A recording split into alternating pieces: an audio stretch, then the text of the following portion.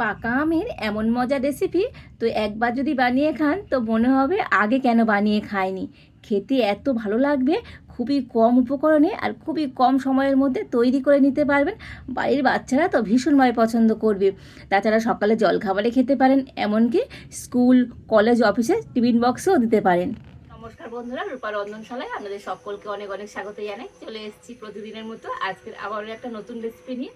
তো আজকে আমি পাকা আম দিয়ে একটা সুন্দর রেসিপি শেয়ার করব।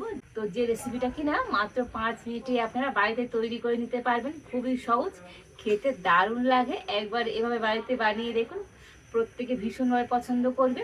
তো আপনারা সঙ্গে থাকুন আর প্রথম থেকে শেষ পর্যন্ত পুরো রেসিপিটা দেখতে থাকুন। আশা করি আজকের রেসিপিটা আপনাদের অনেক ভালো লাগবে। দেখুন, আজকের রেসিপির জন্য এখানে আমি দুটো পাকা মিষ্টি আম নিয়ে নিয়েছি। তো প্রথমে আমি আম দুটোকে কেটে নেব।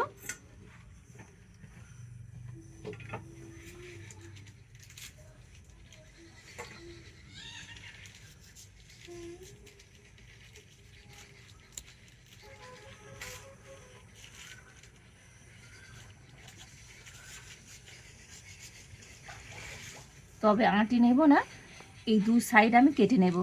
তো দুটো আমে এই দু সাইড কেটে নিচ্ছে।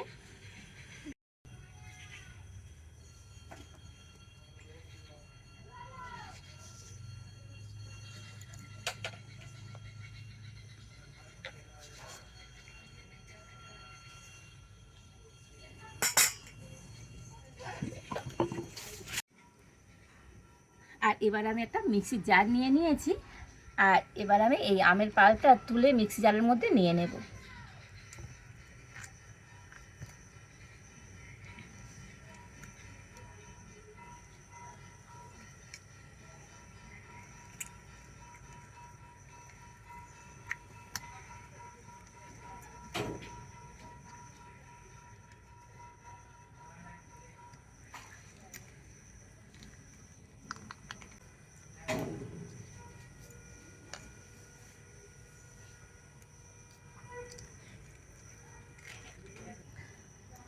তো দেখুন, দুটো আমের এই চার সাইড আমি এইভাবে তুলে মিক্সি জারের মধ্যে নিয়ে নিয়েছি।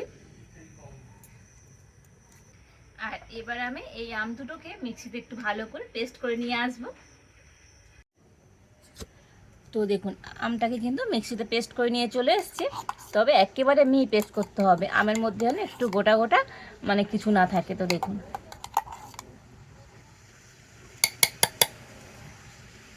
আর এবারে আমি উনুনটা জ্বেলে উনানে একটা কড়া বসিয়ে দিচ্ছি। তো প্রথমে কড়াতে আমি দিয়ে দেবো 2 চামচ ঘি।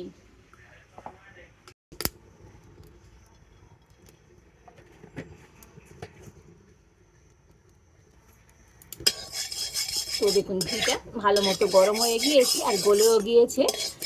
আর এবারে আমি এই ঘিয়ের মধ্যে দিয়ে দেব সুজি। তো একটা বাটি মাপ করে এখানে আমি 1 বাটি সুজি নিয়েছি, তো দিয়ে দিচ্ছি।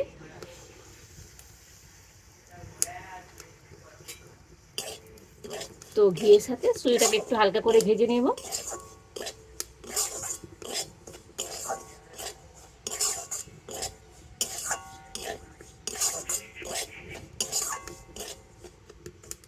তো সুজিটাকে হালকা একটু লালচে করে ভেজে নিয়েছি। আর এবার আমি এই সুজির মধ্যে দিয়ে দেব 1/2 বাটি নারকেল গুঁড়ো। তো যে বাটি মাপ করে আমি 1 বাটি সুজি নিয়েছিলাম, আর সেই বাটি মাপ করে 1/2 বাটি নারকেল গুঁড়ো দিয়ে দিলাম। আর এই সুজির সাথে নারকেল গুঁড়োটা একটু ভেজে নেব।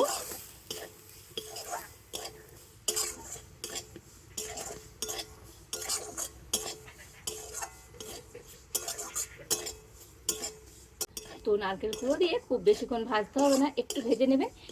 এতে করে নারকেল ভাজা কিন্তু সুন্দর একটা সুগন্ধ হবে। তো দেখুন, সুজিটাকে কিন্তু একেবারে লাল করে ভাজিনি আর একেবারে সাদাও নেই, হালকা একটু লালচে কালার চলে এসছে। সুজিটাকে ঠিক এইভাবে করে ভেজে নিতে হবে। আর এবার আমি এই সুজি আর নারকেলটাকে নামিয়ে নেব।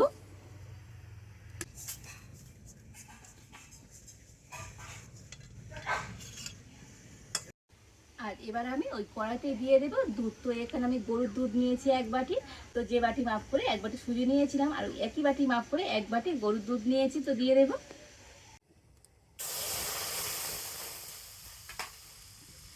আর এই দুধটাকে একটুখানি ফুটিয়ে নেব। তো যেহেতু এখানে কাঁচা দুধ, তো একটুখানি ফুটিয়ে নিতে হবে।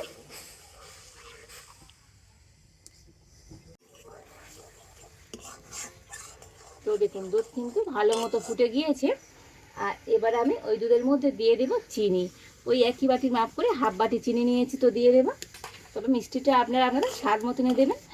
আর এখানে আমার কাছে গুঁড়ো চিনি ছিল বলে গুঁড়ো চিনি দিলাম, তো আপনারা গোটা চিনিও দিতে পারেন।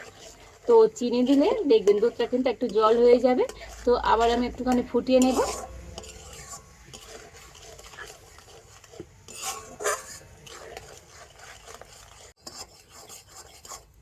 তো দেখুন চিনি দিয়েও কিন্তু দুধটাকে আবার আমি ফুটিয়ে নিয়েছি।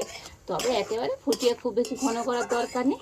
তবে মাপটা কিন্তু একটু ঠিকঠাক করে নেবেন, যতটা সুজি নেবেন ততটাই দুধ নিয়ে নেবেন। আর এবার আমি এর মধ্যে দিয়ে দেব ভেজে রাখা সুজি আর নারকেলটা।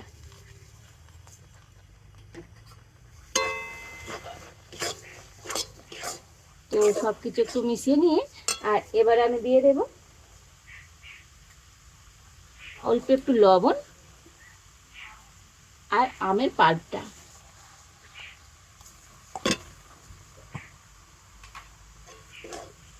তো সব কিছু দিয়ে খুব ভালোভাবে মিশিয়ে নিতে হবে।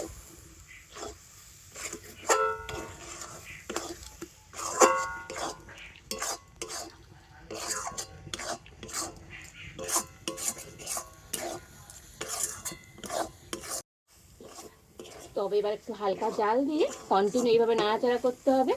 আর এইভাবে নাড়াচাড়া করলে দেখবেন এটা কিন্তু অনেকটাই শুকনো হয়ে যাবে। তো হালকা একটু জাল দিতে এই জন্যই বলছি, এতে করে সুজিটা কিন্তু ভালো মতো সিদ্ধ হয়ে যাবে।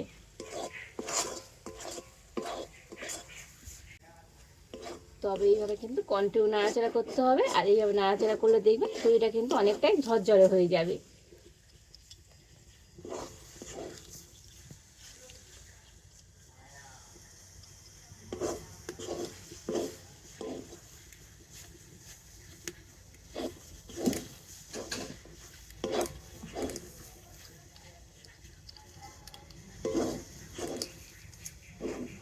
তো আপনারা বাড়িতে সুজির হালুয়া তো বানিয়ে খেয়েছেন, তো কখনো কি আম দিয়ে এইভাবে করে সুজির হালুয়া বানিয়ে খেয়েছেন? তো না খেলে একবার অন্তত বানিয়ে খেয়ে দেখবেন, তো এত ভালো লাগবে খেতে। তো একবার বানিয়ে খেলে এই স্বাদ সারা জীবন মুখে লেগে থাকবে। খেতে দারুণ হয়, মাত্র 5 মিনিটে তো আপনারা বাড়িতেই তৈরি করে নিতে পারবেন। আর এইভাবে একটু হালকা জাল দিয়ে নাড়তে নাড়তে সুজিটা কিন্তু অনেকটাই ঝুড়ো ঝুড়ো হয়ে গিয়েছে। তো দেখুন কতটা ঝুড়ো ঝুড়ো হয়ে গিয়েছে আর সুজির দানাগুলো সুন্দরভাবে ফুলে ফুলে গিয়েছে।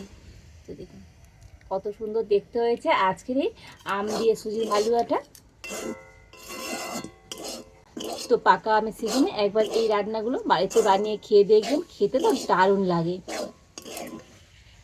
তো দেখুন আজকের আমার এই সুজির হালুয়াটা একেবারে রেডি। আর এবারে আমি নামিয়ে নেব।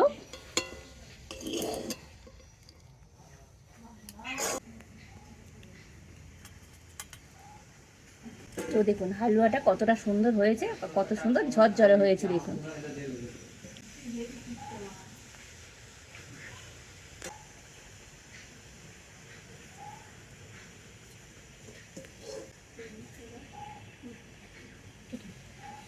সম্পূর্ণ সুজির হালুয়াটা প্লেটের মধ্যে করে নিয়ে নিয়েছি।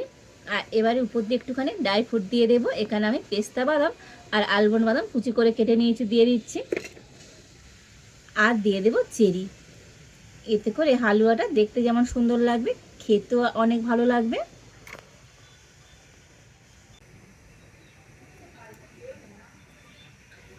তো দেখুন এই হালুয়াটাকে সুন্দর করে একটু ড্রাই ফ্রুট দিয়ে সাজিয়ে নিয়েছি, দেখতে কত সুন্দর লাগছে দেখুন। আর শুধু দেখতে সুন্দর নয়, এই হালুয়াটা খেতেও অনেক ভালো লাগে। তো হাতে যখন একদমই সময় থাকবে না, তো ভালো কিছু খেতে ইচ্ছে হলে এইভাবে একবার সুজি আর আম দিয়ে হালুয়াটা তৈরি করে দেখবেন, প্রত্যেকে ভীষণভাবে পছন্দ করবে। সকালে তো জলখাবারে বানিয়ে খেতে পারেন, অসম্ভব সুন্দর লাগবে খেতে, দেখতে কত সুন্দর হয়েছে দেখুন। আর বাড়িতে যদি ছোট বাচ্চারা থাকে তো তারা কিন্তু ভীষণ মজা করে খাবে, কতটা লোভনীয় হয়েছে।